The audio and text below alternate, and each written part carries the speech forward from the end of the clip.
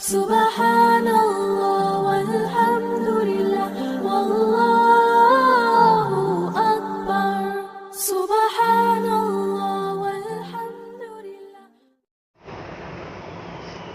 హజరత్ అబూ హురైరా రదియల్లాహు తఆలా అన్హు గారు రసూలుల్లాహ్ సల్లల్లాహు అలైహి వసల్లం వారి హదీసును ఇట్లు తెలిపిరి.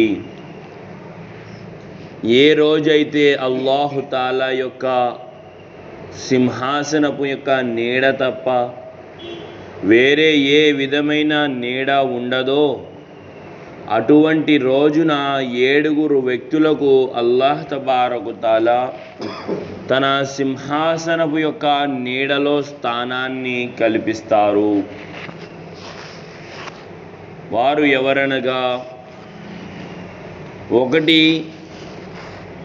న్యాయసమ్మతముగా పాలించు ప్రభువు, అధికారి. న్యాయసమ్మతంగా పాలించే రాజు లేదా అధికారి లేదా ప్రభువు 1. 2 తన యవ్వన దశలో అల్లాహ్ యొక్క ధ్యానము చేయు యువకుడు. 3 ఎల్లప్పుడూ మసీదునందే మనసు లగ్నం చెయ్యువాడు. 4 2 వ్యక్తులు వారి కలయిక కానీ విడిపోవడం కానీ కేవలం అల్లాహ్ కొరకే అయి ఉండినట్టి వారు. 5 ఎవరైతే ఒక మంచి వంశపు అత్యంత సుందరమైన స్త్రీ తన వైపు తప్పు ఊహతో రమ్మని పిలిస్తే నేను అల్లాహ్కి భయపడుచున్నాను అని చెప్పి ఆమెను తిరస్కరించిన యువకుడు. 6 తాను కుడి చేతితో చేసిన దానము ఎడమ చేతికి తెలియకుండునట్లు రహస్యముగా దానం చేసే దాత. మరియు 7 తాను ఒంటరిగా ఉన్నప్పుడు అల్లాహ్ యొక్క నామస్మరణ చేస్తూ కన్నీరు కార్చుకునేవాడు. బుఖారీ షరీఫ్. ప్రవక్త సల్లల్లాహు అలైహి వసల్లం గారు ఈ విధంగా సెలవిచ్చారు అని హజరత్ అబూ హురైరా రదియల్లాహు అన్హు గారు చెప్తున్నారు. ఏం చెప్తున్నారు అంటే, ప్రళయ దినాన్న అని ఏ రోజైతే అల్లాహ్ యొక్క సింహాసనం నీడ తప్ప ఎటువంటి నీడ ఉండదు రేపు ప్రళయ దినాన్న. ప్రళయ దినం అంటే ఎంత భయంకరంగా ఉంటుంది అంటే, ఒక మాటలో చెప్పాలి అంటే, ఆకాశంలో ఎక్కడైతే సూర్యుడు మనకి చాలా దూరంగా ఉంటేనే మనకి ఇక్కడ బాబోయ్ ఎండలు ముదిరిపోయినాయి, ఎండోయ్ ఇంక ఉండలేమండి, ఎండలు వచ్చేస్తున్నాయి, ఇంకా అలా ఉండాలి ఇలా ఉండాలని మొత్తం ఇప్పుడే భయపడిపోతున్నారు. ఇంకా ఎండాకాలమే రాలేదు. కానీ రేపు ప్రళయ దినాన్న ఆ సూర్యుడు ఇప్పుడు ఎన్నైతే కోట్ల కిలోమీటర్ల దూరంలో ఉన్నాడో ఆ సూర్యుడు 1.5 కిలోమీటర్ దూరంలోకి వచ్చేస్తాడు. మన నెత్తి మీదకి 1.5 కిలోమీటర్ దూరంలో ఉండడం జరుగుతుంది ప్రళయ దినాన్న సూర్యుడు.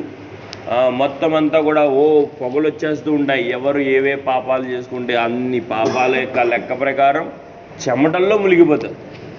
కొంతమంది కాళ్ళ వరకు, కొంతమంది నడుము వరకు, కొంతమంది మెడ వరకు, కొంతమంది మొత్తం చెమటల్లోనే మునిగిపోయి ఉంటారు. అలాంటి యొక్క భయంకరమైన పరిస్థితిలో 7 మాత్రము చాలా సులభంగా అల్లాహ్ యొక్క సింహాసనం యొక్క నీడలో హాయిగా ఉంటారు. అల్లాహ్ యొక్క సింహాసనం యొక్క నీడలో హాయిగా ఉంటారు. ఆ 7 వ్యక్తులు ఎవరంట? 1 న్యాయసమ్మతంగా పాలించే అధికారి లేదా ప్రభువు లేదా రాజు. ఎలా పాలించాలంట?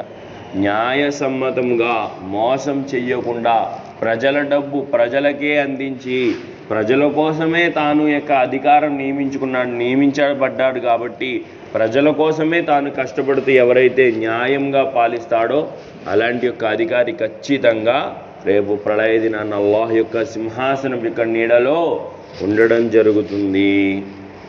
2 ఇక్కడ ఎంతమంది అయితే అధికారులు ఉన్నారో వీళ్ళంతా అనుకుంటూ ఉండవచ్చు మన చేతిలో అధికారం ఉంది, మనం ఏం చేసినా నడుస్తుంది ఇక్కడ అని. కానీ అసలైన అధికారం ఒక చేతిలో ఉంది, అల్లాహ్ చేతిలో. రేపు ప్రళయ దినాన్న లెక్కలన్నీ కూడా అక్కడ బయటకు వస్తాయి. ఇక్కడ మనం ఎన్నన్నా చేయొచ్చు, కానీ ఎవరు ఎక్కడ ఎంత తిన్నారు, ఎంత దాచేశారు, లంచం తీసుకోవడం నేరం, లంచం ఇవ్వడం కూడా నేరమే. ఇవన్నీ కూడా రేపు ప్రళయ దినాన్న లెక్కలోకి వచ్చేస్తాయి. మరియు 2, తన యవ్వన దశలో అల్లాహ్ యొక్క ధ్యానము చేయు యువకుడు. ఎప్పుడంట? యవ్వన దశలో. ముసలోళ్ళు అయిపోయిన తర్వాత మసీదులో కూర్చుని తస్బీ పట్టుకునే వాళ్ళు చాలామంది ఉంటారు. అల్హమ్దులిల్లా, అది కూడా పెద్ద వరమే. అప్పుడు చేయడం కన్నా యవ్వన దశలో చేయడం చాలా ఇష్టం అల్లాహకి. అలాంటి వాళ్ళు కూడా, ఎవరైతే తన యవ్వన దశలో అల్లాహ్ యొక్క ధ్యానం చేస్తాడో అలాంటి యువకుడు కూడా అల్లాహుతాల యొక్క ఆ యొక్క సింహాసనం యొక్క నీడలో ఉంటాడు. మరియు ఎల్లప్పుడూ మసీదునందే మనసు లగ్నం చేయువాడు. ఎల్లప్పుడూ కూడా మసీదునందే మనసు లగ్నం చేయువాడు. అంటే జొహర్ అయిపోయింది, ఇప్పుడు ఫజర్ నమాజ్ అయిపోయింది మనది. జొహర్ నమాజ్కి ఎప్పుడు వెళ్ళాలి, ఎప్పుడు టైం అవుద్ది, 1:15కి వెళ్దామా, 1:20కి వెళ్దామా, లేకపోతే 1 గజాన్ని చేయిస్తాక వెళ్ళిపోదామా, ఎప్పుడు వెళ్ళాలి, ఇంకా మనసంతా కూడా మసీదుకి లగ్నం అయిపోయి ఉంది. ఎప్పుడు వెళ్దాం మసీదుకి, ఎప్పుడు వెళ్దాం. అలాంటి వ్యక్తి కూడా ఖచ్చితంగా రేపు సింహాసనం యొక్క నీడలో ఉంటాడు. అలా కాకుండా ఇందాకే కదా వెళ్దాంలే అత్తమాను ఏమి వెళ్తాం, ఎక్కువగా నమాజులు చదవకూడదంట, ఎక్కువగా నమాజులు చదివితే చచ్చిపోతారంట. ఎవరో అంటున్నారు ఎక్కువగా నమాజులు చదివితే త్వరగా చచ్చిపోతారండి అంటున్నాడు. స్టాఫ్ ఎక్కువగా నమాజులు చదివితే చచ్చిపోవడాలో, లేకపోతే ఎవరో ఏదో చేస్తే చచ్చిపోవడాలు ఏముండవు. మనకి ఎప్పుడైతే రాసుందో అప్పుడు అందరం వెళ్ళాల్సిందే. కాకపోతే కొంచెం వెనక ముందు అవ్వదు. మరియు 4, ఇద్దరు వ్యక్తులు వారి కలయిక కానీ విడిపోవడం కానీ కేవలం అల్లాహ్ కొరకే అయి ఉండునట్టి వారు. ఇద్దరు వ్యక్తులు వాళ్ళు కలుసుకున్న అల్లాహ్ కోసమే, వాళ్ళు విడిపోయినా కూడా అల్లాహ్ కోసమే. అలాంటి వారు కూడా రేపు ప్రళయ దినాన్న సింహాసనం యొక్క నీడలో ఉంటారు. వీళ్ళు కలుసుకోవడం అంటే ఏంటి? ఇప్పుడు నేను మీరాని కలుపుతున్నాను. ఏ ఉద్దేశంతో కలుపుతున్నాను? అల్లాహ్ యొక్క మాట చెప్పాలి, అల్లాహ్ సంతోషపడాలి. నేను మీరాతో మాట్లాడుతూ ఉంటే అల్లాహ్ సంతోషిస్తాడు, మీరా నాతో మాట్లాడితే అల్లాహ్ మీరాతో సంతోషపడతాడు. అలాగని ఒకళ్ళు కలవడం కూడా స్వార్థం ఉండకూడదు. రేపొద్దున మీరా దగ్గరికి వెళ్తే మాసం బాగొడతాడు, లేకపోతే రేపొద్దున ఖాన్తో దగ్గరికి వెళ్తే మాసం బాగొడతాడు. ఇలా స్వార్థం ఉండకుండా కేవలం కలవడం కూడా అల్లాహ్ కోసమే, వాళ్ళు తిరిగి దూరం అయిపోవడం కూడా అల్లాహ్ కోసమే అయి ఉండాలి. మరియు 5, ఎవరైతే ఒక మంచి వంశపు అత్యంత సుందరమైన స్త్రీ తన వైపు తప్పు ఊహతో రమ్మని పిలిస్తే నేను అల్లాహ్కి భయపడుతున్నాను అని చెప్పి ఆమెను తిరస్కరించిన యువకుడు.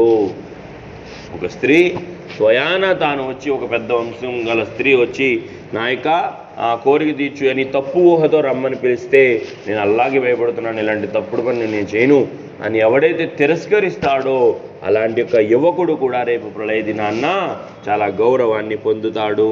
అలాగే 6, తాను కుడి చేత్తో దానం చేస్తే ఎడమ చేతికి కూడా తెలియకుండా ఉన్నట్లు రహస్యముగా దానం చేయుదాత.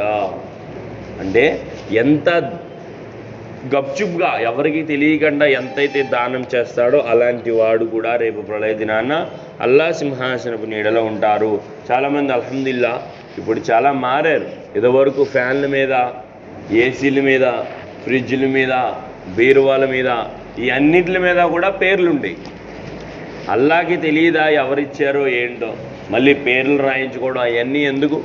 పేర్లు రాయించుకుంటే ఏమవుద్ది అంటే రియాకారి వచ్చేస్తుంది. అంటే వీళ్ళందరూ చూడాలి నేను ఇచ్చానని అనే ఒక భావన పుడుతుంది అని ఆ పేర్లు రాయించుకోవడం కూడా అల్లాహ్ వల్ల చాలా మట్టికి తగ్గిపోయారు. కేవలం ఏంటి, మనం దానం చేస్తే, అందుకే కుడి చేత్తో దానం చేస్తే ఎడం చేతికి కూడా తెలియకూడదు అంటే చాలామంది ఎడం చేలా దాచుకుని కుడి చేత్తో చేస్తారు. దాని ఉద్దేశం ఇది ఎడం చేయి దాచుకోమని కాదు, నీ ఎడం చేతికే తెలియకుండా నువ్వు దానం చేయాలంటే ఇంకా పక్కోడికి ఎలా తెలుస్తుంది?